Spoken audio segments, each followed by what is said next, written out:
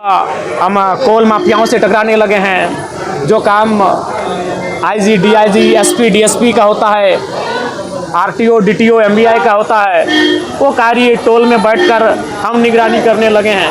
तो कोयला के काम में जब आप कदम रखेंगे, उन पे नज़र रखेंगे, उन पे निगरानी रखेंगे और आप उनके अवैध तरीके से हो रहे कार्य पर आवाज़ बुलंद करेंगे तो निसंदेह खतरा होगी। एक डीएसपी घायल हुए बाघमारा में, तो ये किसी से छुपा नहीं है। आपकी ज़िंदगी तो बहुत बड़ी है, लेकिन बड़ी इसीलिए है क्योंकि हम चुनौतियों के साथ जीते हैं। अगर हम भी अन्य के तर्ज पर होते तो ज़िंदगी को हमारी बड़ी नहीं माना जाता। तो एंट्री होगी, धक्कड़ होगी और हम चाहेंगे इस बार 2-4 जीएसटी ऑफिसर के साथ टोल पे बैठेंगे। अच्छा, एक चीज़ वहाँ पे कहा जा रहा है कि जरा मैं तुमने सेटिंग कर लिया तो महाराज, वो देखिए, जब भी आप किसी भी चीज़ में आएंगे तो पॉजिटिव नेगेटिव दोनों होगा।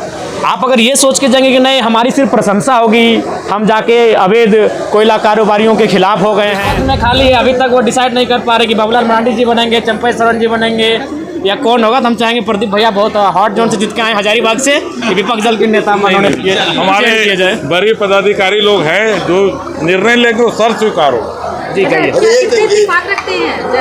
देखिए, वंदनीय पत्रकार बंधुगण, बहनीगण, इससे पूर्व भी राज्यपाल महोदय का अभिभाषण को पूरे राज्य ने सुना, किताबों के माध्यम से हम सभी ने पढ़ा, लेकिन धरातल पर क्या देखने को मिलता है ये सच्चाई किसी से छुपी नहीं है। राज्यपाल का अभिभाषण वास्तव में सरकार का भाषण होता है, तो सरकार के भाषण मंचों तक होते हैं। जैसे कि सरकार भी मंचों में जाएगी और फिर जाकर कहेगी केंद्र से हमें इतना बकाया है, और फिर अगर कोई समर्थन की बात करेगा तो फिर अपना सेखी बघारेंगे कि हमें गिनने की जरूरत नहीं है, फिर मंचों में जाएंगे, फिर भाषणों को दोहराएंगे। तो राज्यपाल का अभिभाषण वास्तव में सरकार का भाषण होता है और सरकार का वही भाषण होता है जो सरकार मंचों से विगत 5 वर्षों से कहती आ रही है। अपनी जो पहले की सरकार थी उस समय से कहती आ रही है और आज भी कह रही है। सदन में आपको बोलने का मौका मिलेगा? निसंदेह मिलेगा, क्योंकि हम अपने पार्टी के इकलौते विधायक हैं, हम पार्टी के केंद्र अध्यक्ष हैं, अतः पार्टी के आधार पर हमें बोलने का मौका प्रतिदिन मिलेगा। और कौन सा मुद्दा उठाने की सोच? देखिए, जो राज्य के मुद्दे हैं उन मुद्दों को हम बड़ी बारीकी के साथ, प्रमुखता के साथ उठाने का कार्य करेंगे और उनका समाधान भी चाहेंगे। मुख्य मुद्दे अभी कौन से हैं आपके नज़र में? देखिए, अभी मुद्दा जो स्टूडेंट हैं उनकी जो हताशा है, निराशा है। आज कई छात्रों का प्रतिनिधिमंडल मिलता है, विगत कई वर्षों से उनके डिपार्टमेंटल एग्जाम नहीं हो रहे हैं, उनमें बहुत सारी त्रुटियां हैं, गड़बड़ियां हैं।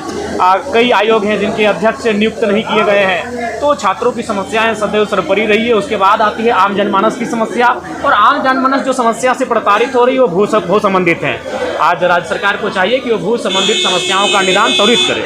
अच्छा, आपकी अपनी पार्टी है, लेकिन अगर पूछा जाए तो सदन में आप किसको ज़्यादा सपोर्ट करेंगे? देखिए, ये सदन में जो कार्य होंगे, सदन में जो विषय सामने पटल पर रखा जाएगा और उन विषयों का आकलन करेंगे परिस्थितियों के आधार पर और जनता की सोच के आधार पर। उसके बाद ही तय करेंगे कि उस समय उस नीति का समर्थन हमें सरकार के साथ करना है या विपक्ष में रह के खड़ा होकर करना है।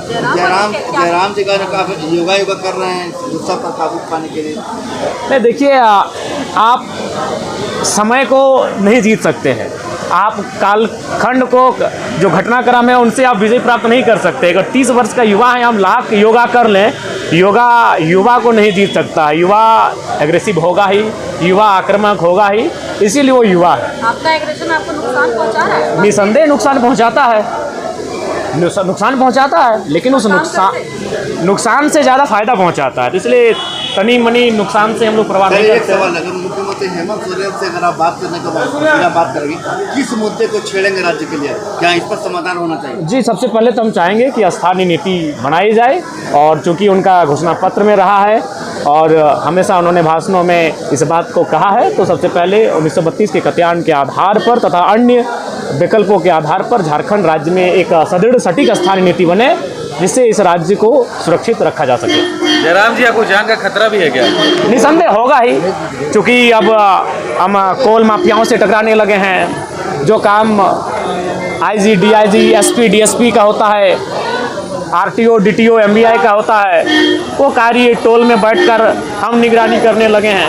तो कोयला के काम में जब आप कदम रखेंगे, उन पे नज़र रखेंगे, उन पे निगरानी रखेंगे और आप उनके अवैध तरीके से हो रहे कार्य पर आवाज़ बुलंद करेंगे तो निसंदेह खतरा होगी। एक डीएसपी घायल हुए बाघमारा में, तो ये किसी से छुपा नहीं है। आपकी ज़िंदगी तो बहुत बड़ी है, लेकिन बड़ी इसीलिए है क्योंकि हम चुनौतियों के साथ जीते हैं। अगर हम भी अन्य के तर्ज पर होते तो ज़िंदगी को हमारी बड़ी नहीं माना जाता। तो निस्संदेह जो हमारा व्यवहार है उस पर कटौती नहीं होगी, परिणाम चाहे जो भी होगा उसे स्वीकार किया जाएगा। चलिए, धन्यवाद धन्यवाद धन्यवाद।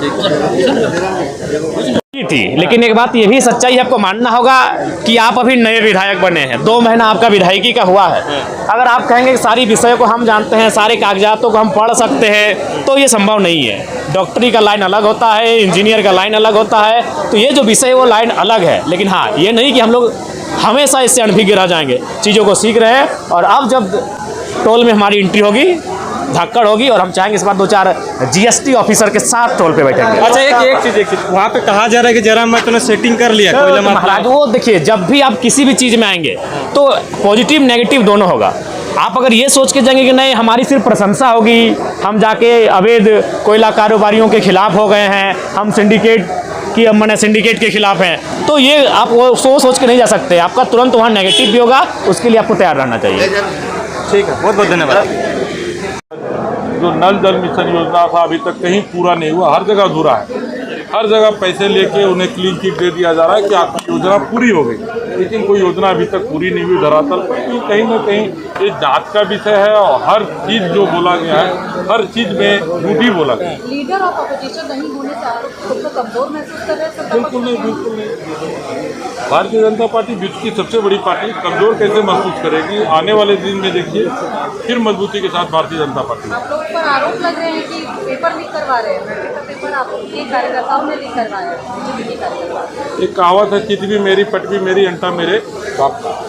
तो सरकार में आप हैं, हम तो यही कहना चाहेंगे कि आप एक बार हमारे नेताओं को दीजिए एग्ज़ाम कराने के लिए, खास करके देखिए एग्ज़ाम कैसे होता है। अगर आपसे नहीं संभलता है तो हमारे पूर्व के जो भी नेता थे उन नेतागण को दीजिए कैसे एग्ज़ाम होता है, हम लोग दिखाते हैं। उनसे संभल नहीं पा रहा।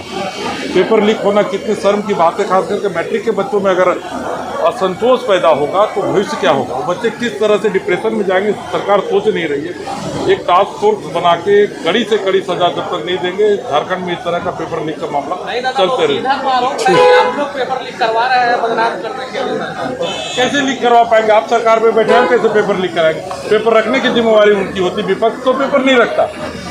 अपनी कमियां को छुपाने के लिए आप आरोप लगा दें तो बहुत आश्चर्यजनक और हास्यास्पद बात है। हम चाहेंगे कि विपक्ष दल के विधायक दल के नेता हमारे प्रदीप भैया को बनाया जाए। सरकार का भाषण होता है तो सरकार के भाषण मंचों तक होते हैं, जैसे कि सरकार भी मंचों में जाएगी और फिर जाकर कहेगी केंद्र से हमें इतना बकाया है, और फिर अगर कोई समर्थन की बात करेगा तो फिर अपना सेखी बघारेंगे कि हमें गिनने की जरूरत नहीं है, फिर मंचों में जाएंगे, फिर भाषणों को दोहराएंगे। तो राज्यपाल का अभिभाषण वास्तव में सरकार का भाषण होता है, और सरकार का वही भाषण होता है जो सरकार मंचों से विगत 5 वर्षों से कहती आ रही है, अपनी जो पहले की सरकार थी उस समय से कहती आ रही है और आज भी कह रही है। सदन में आपको बोलने का मौका मिलेगा? निसंदेह मिलेगा, क्योंकि हम अपने पार्टी के इकलौते विधायक हैं, हम पार्टी के केंद्र अध्यक्ष हैं, अतः पार्टी के आधार पर हमें बोलने का मौका प्रतिदिन मिलेगा। और कौन सा मुद्दा उठाने की सोच? देखिए, जो राज्य के मुद्दे हैं उन मुद्दों को हम बड़ी बारीकी के साथ, प्रमुखता के साथ उठाने का कार्य करेंगे और उनका समाधान भी चाहेंगे। मुख्य मुद्दे अभी कौन से हैं आपके नज़र में? देखिए,